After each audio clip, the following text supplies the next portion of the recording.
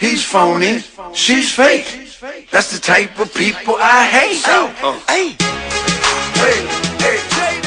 I was way early when I got there, so I just sat down on one of those leather chairs, right near the clock in the lobby, watching the girls. A lot of schools were home for vacation already, and there was a million girls sitting and standing around, waiting for their days to show up.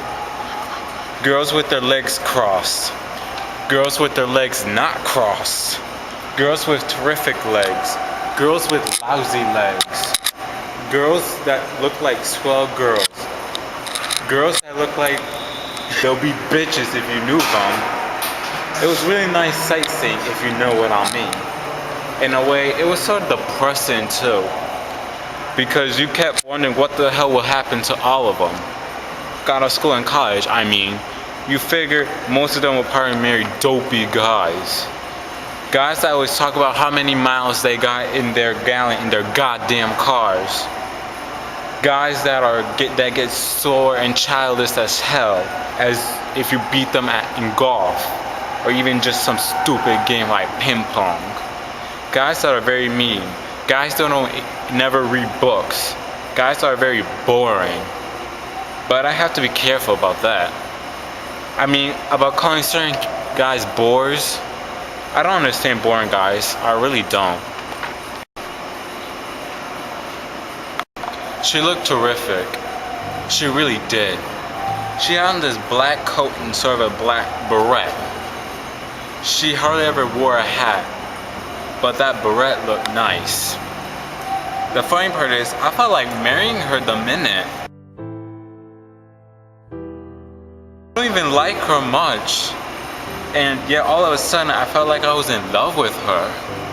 I wanted to marry her. I swear to God I'm crazy. I admit it. Holden, it's marvelous to see you. It's been ages. She had one of those very loud, embarrassing voices when you meet her somewhere. She got away with it because she was so good looking, but it always gave me a pain in the ass. How are ya anyway? Absolutely marvelous. So, am I late? I told her no, but she was around 10 minutes late. As a matter of fact, I didn't give a damn though. All the crap they have in cartoons and the Saturday Evening Post and all, showing guys on street corners looking sore as hell. If a girl looks swell because their dates are late, that's bunk. When she meets you, who gives a damn if she's late? Nobody. At the end of the first act, we went out with all the jerks for a cigarette.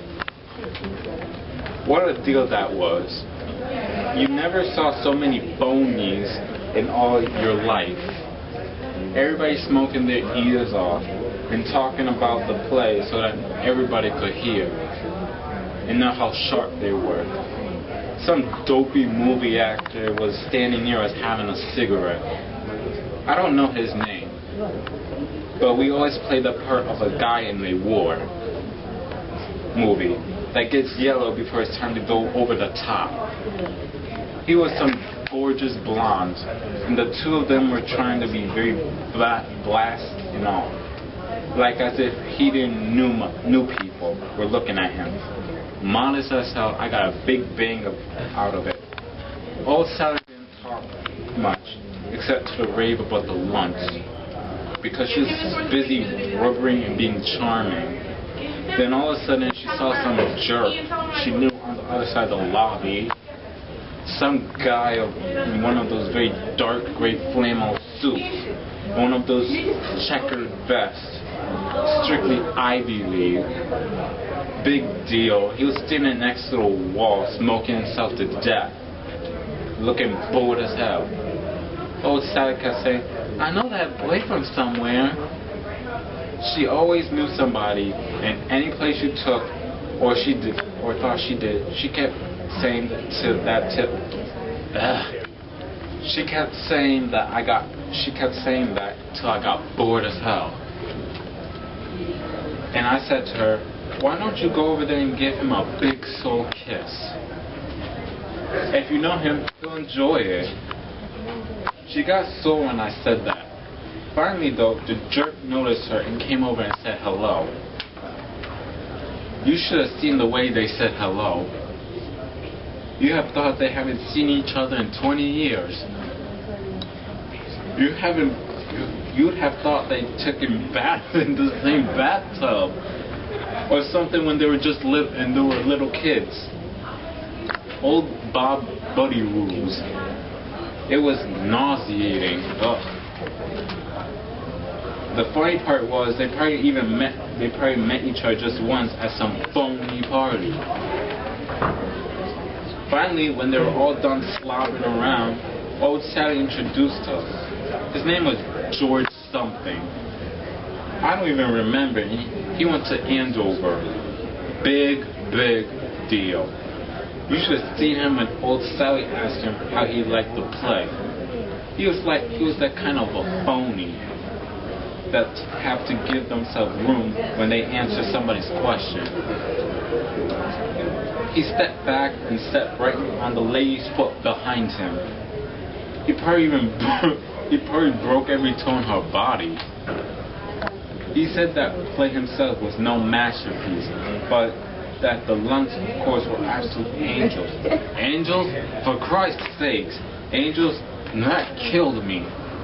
Then he and old Sally started talking about a lot of people they both knew. It was the phoniest conversation you ever heard in your life. They kept thinking of places as fast as they could. Then they think of somebody that lived there and mentioned their name. I was all set to puke when it was time to go sit down again. I really was. And then when the next act was over, they continued their goddamn boring conversation. They kept thinking of more places and more names of people that lived there. The worst part was that jerk has one of the very phony Ivy League voices. One of those very tiring, snobby voices.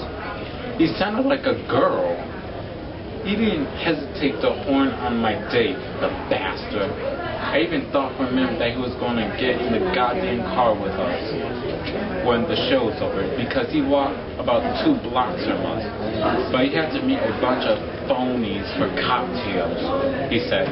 I could see them all sitting around in some bar with their goddamn checker vest, criticizing shows and books, and women in those tired, snobby voices.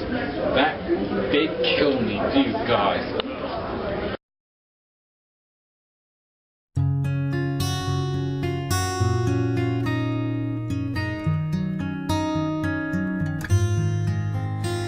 Smile, though your heart is aching. Smile, even though it's breaking. When there are clouds in the sky, you'll get by if you smile through your pain.